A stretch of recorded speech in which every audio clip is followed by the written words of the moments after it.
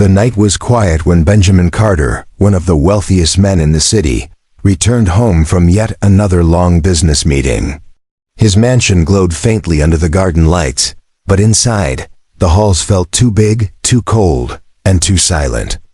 He had built everything a man could dream of: towers with his name on them, cars that gleamed like jewels, and a fortune large enough to last generations.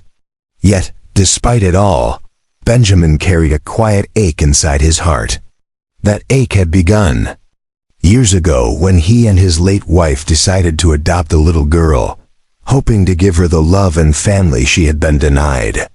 After his wife's untimely passing, Benjamin vowed to raise the child with care. But even with all his wealth, he often wondered if he was truly giving her what she needed most. That evening, Benjamin loosened his tie and set down his briefcase, ready to pour himself a glass of water. As he walked toward the kitchen, a faint clatter made him pause. It was past dinner time.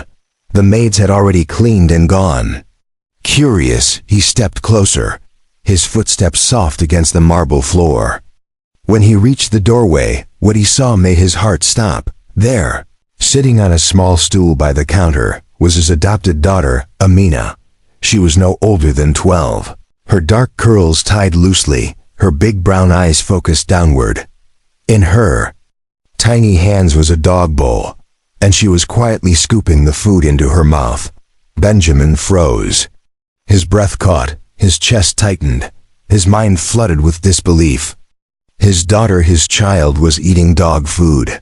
"Amina," he whispered, his voice trembling, "what are you doing?"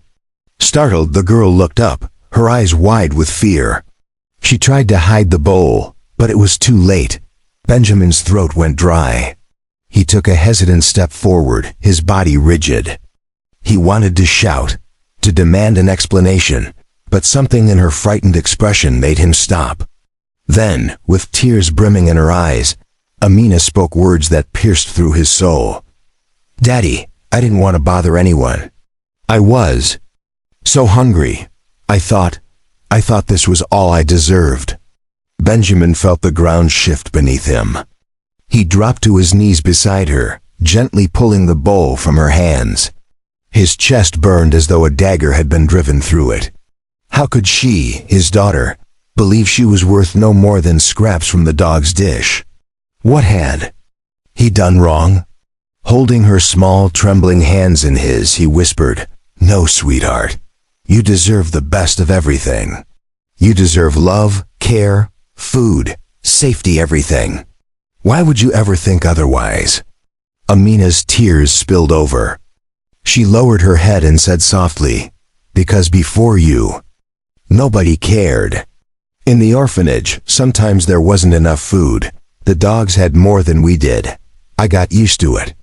Sometimes I still feel like I don't belong here, like I'm just a guest. I didn't want to bother the cooks or ask you, because you're always busy." Benjamin's heart shattered completely. He had given her toys, clothes, and a beautiful room, but he had missed what mattered most: assurance, presence, and the feeling of belonging. He realized that in his pursuit of being a good provider, he had forgotten to simply be a father. That night, Benjamin didn't sleep. He stayed with Amina, made her warm food himself, and sat beside her until she fell asleep in his arms. For the first time in years, he wept. Not from grief over his late wife, but from the painful truth that love could not be measured in wealth. It had to be lived, shown, and felt. The next morning, Benjamin made a decision. He rearranged his schedule, cutting down late meetings, leaving his office earlier, and spending time at home. He didn't just bring Amina gifts anymore. He cooked meals with her, read her stories, and listened to her dreams. Slowly, she began to open up, her laughter filling the halls that had once echoed with silence. But challenges remained. At school, some children teased Amina for being adopted, for being different. She came home one afternoon, her eyes swollen from crying. They said, "I don't belong anywhere. They said I'm not really your daughter." Benjamin knelt down, looked her in the eyes, and said firmly, "Listen to me, Amina. You are my daughter. Nothing can change that. Not blood, not words, not anyone else's opinion. You belong with me, in this family, in this home. Forever. He pulled her into a tight embrace, and in that moment, she finally believed him. Over the years, Benjamin watched Amina blossom.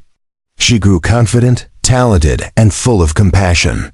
She began volunteering at shelters, helping children who reminded her of her own painful past.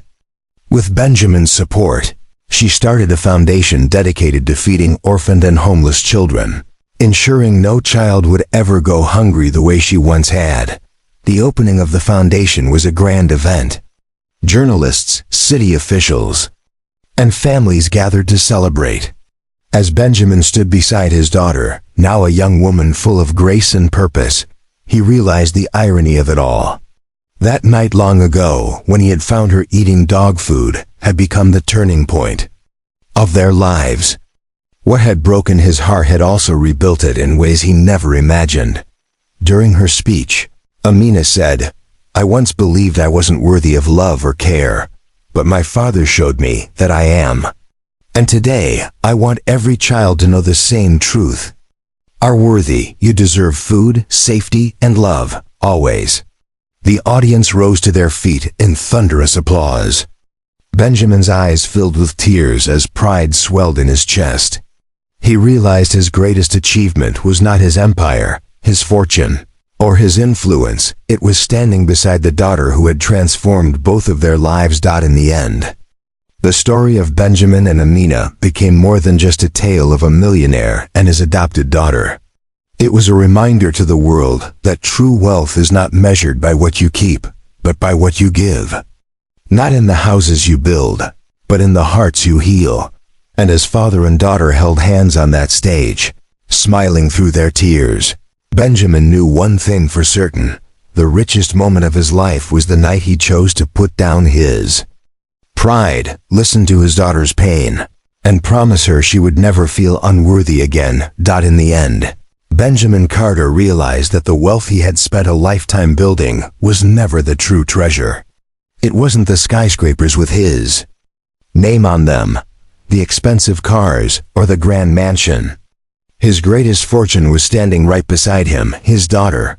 Amina, the little girl he once found eating from a dog's bowl, had grown into a young woman who fed hope to countless others. Her words, her strength, and her compassion had taught him a lesson no business deal could ever buy. Love is not proven through riches, but through presence, kindness, and the willingness to listen. That night, when he froze at her heartbreaking confession, became the moment that saved them both. Amina found the family she had longed for, and Benjamin found the purpose he never knew he had lost. Their story became a reminder to the world that no child should ever feel unworthy, and no heart is too broken to be healed by love. True wealth, in the end, is not counted in millions. It is counted in moments of connection, in promises kept, and in the lives we choose to lift up. And for Benjamin, the richest day of his life would always be the one when he discovered that his daughter was not just his responsibility, she was his greatest gift.